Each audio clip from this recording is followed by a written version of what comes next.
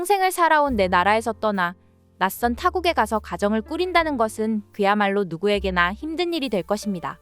오늘 만나볼 사연의 주인공 역시 한국이라는 낯선 나라의 우여곡절 끝에 오게 되어 살게 되었지만 처음부터 마음이 편하지는 않았다고 하는데요. 어떤 일들이 있었는지 지금부터 함께 살펴보겠습니다. 안녕하세요.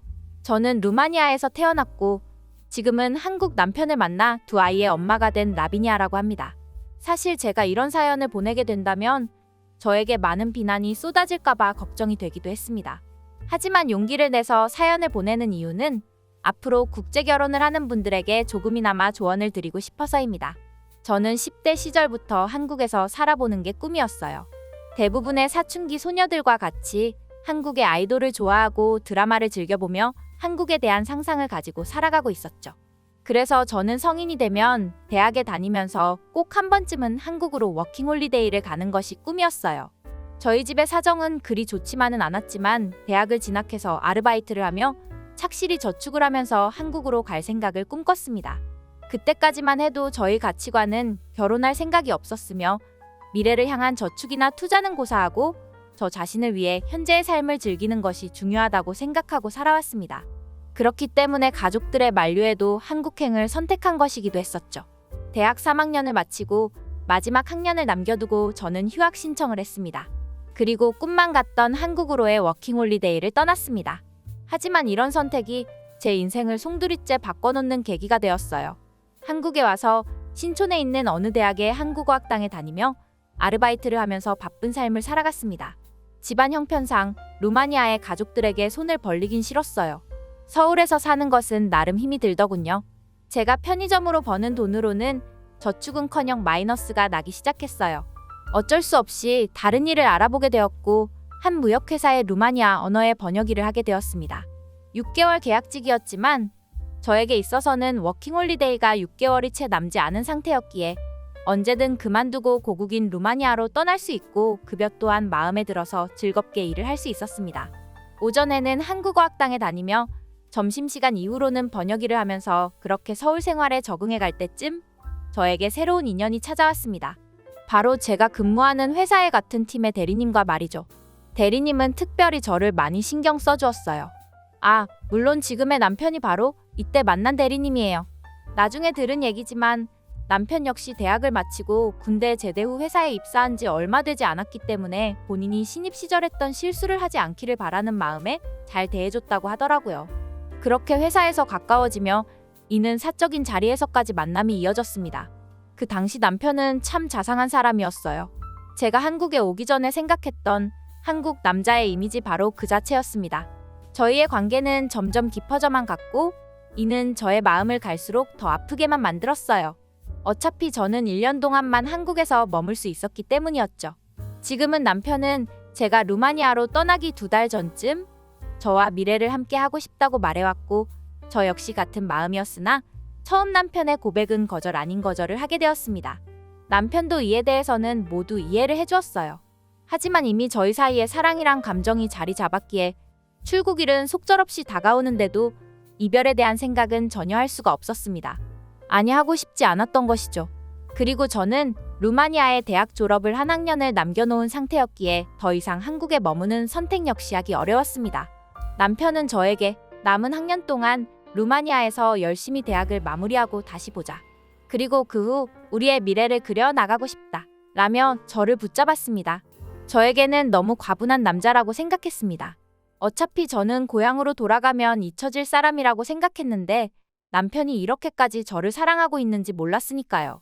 저는 남편의 뜻을 알겠다고 하며 저에게 너무 많은 부담을 갖지 말라고 당부했습니다. 사실 몸이 멀어지면 마음도 멀어지는 것을 저 역시 알고 있었기 때문이었죠.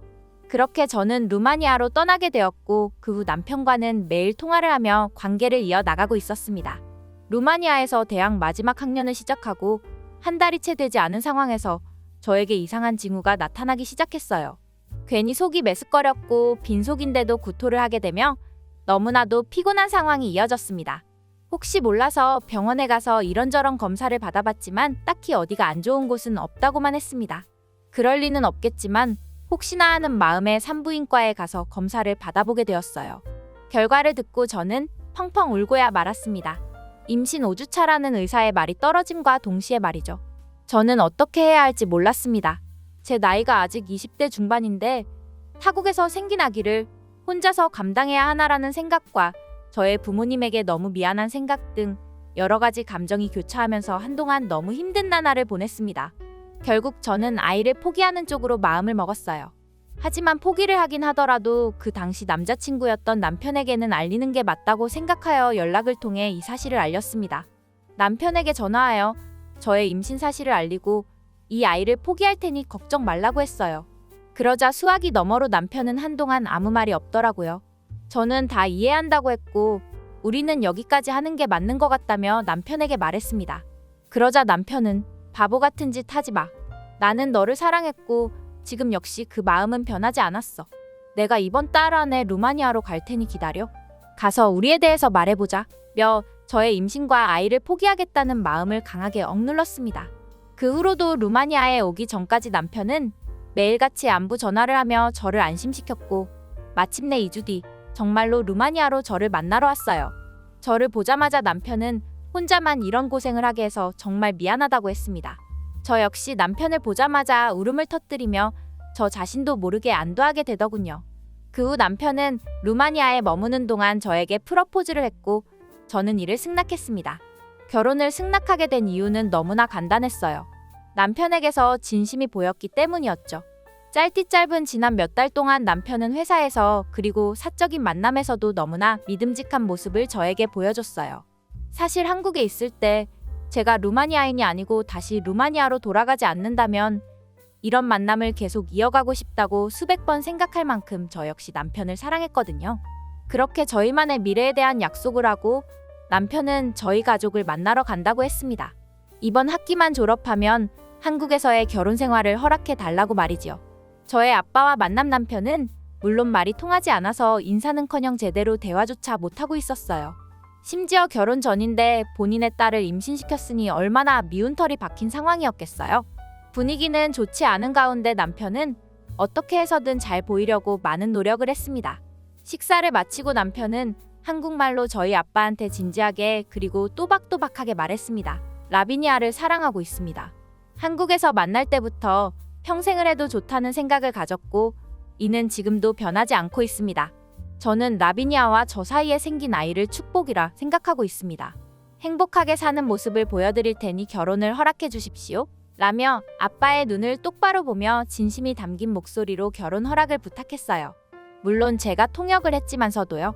말이 통하지 않는데도 불구하고 저의 아빠는 잠시 생각에 잠기는 듯한 모습을 보이며 말이 없으셨어요. 아빠 역시 한국어를 못하기에 루마니아 언어로 남편에게 말했습니다. 남자로 태어나 부끄러운 행동을 하지 않기를 바란다. 지금은 상황이 상황인지라 결혼을 허락하지만 항상 너희를 지켜볼 것이고 행복한 모습으로 너가 지금 말한 것을 보여줘라. 라면서요. 그렇게 저희 아빠와 엄마는 저희의 결혼을 승낙했고 우리는 잠시 동안의 이별을 해야만 했습니다. 남편은 회사에 다니고 있었기에 휴가를 길게 쓸 수가 없었고 저 역시 대학을 마쳐야 하는 상황이기에 학교에 가야만 했었거든요. 그래서 남편은 한국으로 떠났고 1학기가 끝나면 저는 휴학을 하고 출산한 뒤 아이를 돌보며 시간이 허락하는 한 대학을 마치고 싶기에 다시 복학하기로 마음을 먹었습니다. 그로부터 며칠 뒤 카톡으로 모르는 사람에게 전화가 왔습니다. 남편이 아니면 딱히 연락이 올 일이 없는 카톡인데 혹시 보이스피싱인가 걱정하면서 전화를 받았습니다. 전화기 너머에서는 낯선 여성의 목소리가 들렸고 저는 직감적으로 남편의 어머니 곧 제 시어머니가 될 뿐이라는 것을 알게 되었어요. 저는 떨리는 목소리로 인사를 드리며 죄인이 된 것 마냥 안부 인사를 드렸어요. 하지만 시어머니의 목소리는 의외로 자상하셨습니다. 사실 입장을 바꿔놓고 제가 만약 시어머니 입장이라면 지금 제 상황을 그렇게 반기지는 않을 것 같았습니다. 그럼에도 불구하고 저의 안부를 물으시고 뱃속의 아이는 잘 있냐고 물으시는 목소리에 저도 모르게 눈물이 터져 나오기도 했습니다. 시어머니는 임신을 한 상황에서 학교는 어떻게 다니고 있냐고 물으셨고 저는 한 학기만 마치고 휴학할 생각이에요. 그리고 루마니아에서 출산 후 아이가 어느 정도 자라면 남은 학기를 꼭 마치고 싶습니다. 라고 말씀을 드렸습니다. 그러자 시어머니는 저에게 살짝 높아진 톤으로 말씀하셨어요. 너가 대학을 마치고 싶은 마음은 나도 이해한다. 나 역시 젊을 때 교육을 제대로 받지 못했기 때문에 그 마음 충분히 이해가 간다. 라면서요. 그러면서 출산은 꼭 한국에서 하길 바란다고 하셨어요. 저는 시어머니께 루마니아에서 출산하고 저의 집에서 엄마와 같이 아이를 돌보면 되고 나중에 한국으로 찾아뵙겠다고 말씀을 드렸습니다. 하지만 시어머니는 끝까지 한국에서 출산을 해야 한다고 고집하시더라고요. 저는 이해가 되지 않았습니다. 어차피 아이를 낳는 환경은 어디를 가나 마찬가지 아닌가 하고요. 저는 출산하고 나서 저희 엄마와 같이 있고 싶었기에 호의는 고맙지만 여기서 출산하고 가겠다고 고집을 꺾지 않았고 시어머니 역시 한국에서 아이를 낳자고 계속 말씀하셨어요. 제가 고집을 꺾지 않자 그럼 내가 루마니아에 가서 너의 부모님을 직접 설득하마 라며 전화를 끊으셨습니다. 저는 전화를 끊고도 지금 이게 무슨 상황인지 이해가 잘 되지 않았어요. 그날 이후 그냥 화가 나서 그런 말씀을 하셨겠거니 생각하고 며칠이 지났습니다. 그리고 얼마 뒤 자기 전에 남편에게 전화가 왔습니다. 도저히 자기가 말려도 남편의 엄마는 말을 듣지 않는다면서 화를 내더군요. 그래서 무슨 일이냐고 물어보니 내일 시어머니께서 루마니아로 온다고 말했습니다. 저는 제가 무슨 잘못을 한 게 아닌가 하고 남편에게 물어봤더니 저번에 전화로 말했었던 한국에서의 출산을 저희 부모님께 말씀드리러 온다는 거였어요. 믿을 수가 없었습니다. 심지어 어머니 혼자서 오신다고 하더라고요. 남편은 시어머니의 고집은 본인도 어쩔 수 없다며 미안하다고 했습니다. 결국 다음날 시어머니는 루마니아에 도착하셨고 저희는 그렇게 어색한 첫 만남을 가지게 되었어요. 다행히도 지난 1년 동안 한국에 있으면서 한국어를 공부했고 한국인 남편을 만나 한국어 실력이 늘었다는 것에 속으로 다행이라고 생각했습니다. 시어머니는 곧바로 저희 부모님을 만나러 저희 집으로 오셨고 남편과의 만남처럼 어색한 인사를 시작으로 첫 만남을 맞이했습니다. 시어머니는 단도직입적으로 말씀하셨어요. 부디 본인의 며느리 곧 저희 출산은 한국에서 하게 하길 바란다고요. 저의 엄마가 그 이유를 묻자 루마니아는 특별한 산후조리가 없는 거로 알고 있습니다. 저는 어릴 때 지금의 제 아들을 낳고 특별한 산후조리 없이 겨울에도 찬물로 설거지를 하고 아들을 업고 다니며 집안일을 했습니다. 지금도 손과 발 그리고 대부분의 관절이 좋지 못하고 그것 때문에 고생을 하고 있습니다. 내 며느리는 나와 같은 삶을 살게 하고 싶지 않습니다. 며느리가 대학 생활을 마치고 우리 아들과 한국이든 루마니아이든 어느 나라에 살든지 본인들만 행복하면 되기에 그것은 본인들 결정에 맡기는 게 맞다고 생각합니다. 하지만 출산만은 한국에서 하고 산후조리까지 다 하길 바랍니다. 라며 저의 부모님에게 말씀하셨어요. 저는 통역을 하면서도 시어머니의 이런 마음을 전혀 알고 있지 못했기에 저의 부모님께 통역을 해드리고 눈물을 흘리고야 말았습니다. 혼전 임신으로 미움을 받고 있을 줄 알았는데 오히려 저에게 이렇게 신경을 써주신다는 거에 너무 감사한 마음이 들었어요. 사실 저 역시 한국의 산후조리원 문화에 대해서는 한국에 있을 때 들어서 알고는 있었습니다. 하지만 출산하고 나서 한국으로 가 살 생각이 있었기에 출산 후 저의 엄마와 같이 있고 싶은 마음이 강했는데도 불구하고 이렇게 먼 루마니아까지 와서 시어머니께서 하신 말씀을 듣고 저는 그 말씀을 따르기로 결심했습니다. 몇 달 뒤 저는 1학기를 마치고 한국으로 돌아가 남편의 집에서 시어머니와 같이 생활하면서 태교와 출산 준비를 하는 동안 제 인생에서 두 번째 엄마를 얻은 것 같은 기분이 들었어요. 그리고 뱃속의 아이를 만나고 저는 남편의 집 근처의 산후조리원에 들어가게 되었습니다. 거기 있으면서 들었던 생각은 왜 외국인이 한국의 산후조리 시스템을 그토록 칭찬했고 돈을 써가면서 한국에 와서 출산하는지 알게 되더라고요. 아직 어린 나이이고 심지어 첫 출산인 저에게 산후조리원은 너무나도 회복하기 좋은 곳이었고 신생아를 다루는 법부터 육아에 필요한 모든 것을 배우는 곳이기도 했어요. 지금은 몇 년이 된 이야기지만 저는 항상 시어머니에게 고마운 마음을 가지고 살아가고 있습니다. 아마 루마니아에서 아이를 낳게 되었더라면 저 역시 산후우울증이나 출산 후 부작용 등 어떤 힘든 일이 생겼을지 모르는 일이었으니까요. 처음에 말씀드린 것처럼 저같이 출산을 어디서 해야 할지 고민하는 외국인들에게 저의 경험담을 공유하고자 이런 사연을 보내드립니다. 어떠셨나요? 혼전 임신을 하게 되어 자신을 미워할 줄만 알았던 시어머니는 오히려 세상 누구보다도 자신을 아껴주려고 하는 진짜 어머니 같은 모습을 보여줬는데요.